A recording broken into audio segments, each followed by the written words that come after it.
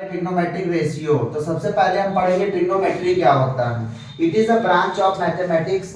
Trigonometry जो होता है मैथमेटिक्स का ऐसा ब्रांच जिसमें हम क्या फाइंड करते हैं, एंगल फाइंड करते हैं, या एंगल के रिलेटेड जो क्वेश्चंस होते हैं उसको हम क्या करते हैं, फाइंड करते हैं। उसे हम क्या बोलते हैं, ट्रिग्नोमेट्री। जैसे ये कौन सा एंगल है, सॉरी ये कौन सा ट्रायंगल है, कौन सा ट्रायंगल है, राइट एंगल ट्रायंगल। ठीक, ये कौन सा ट्रायंगल है, right angle triangle. Right angle triangle में एक एंगल कितने डिग्री का होता है, 90 डिग्री का।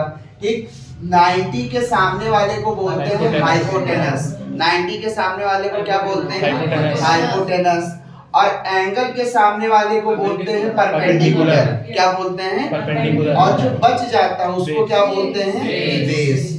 इतनी बात आ गई समझ में कि नहीं आई बात समझ में। जैसे मान लो अभी यहाँ पे ये एंगल दिया गया हो सकता हो एंगल यहाँ पे गिवन हो, ये 90 डिग्री हो, तो 90 डिग्री के सामने वाले को क्या बोलेंगे, हाइपोटेनस। एंगल के सामने वाले को क्या बोल देंगे, परपेंडिकुलर। और जो बच जाता है उसको क्या बोल देंगे, बेस।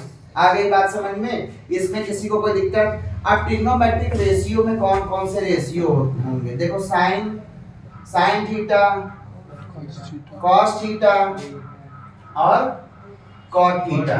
साइन कॉस टैन, ठीक, साइन कॉस टैन। वो साइन का उल्टा क्या हो जाएगा, कॉसेक।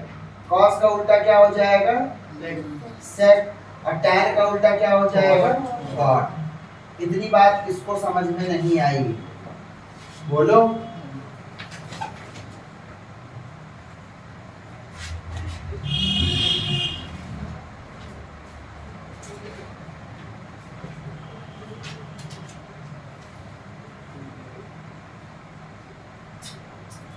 देखो इसमें P का मतलब बता दिए थे क्या होता है, परपेंडिकुलर। H का मतलब क्या होता है, हाइपोटेनस। और B का मतलब क्या होता है, बेस। क्या होता है, तो ये तुम्हें याद करना होगा। साइन का उल्टा क्या हो जाएगा, कॉसेक। साइन का उल्टा क्या होगा, कॉसेक। कॉस का उल्टा क्या हो जाएगा, सेक।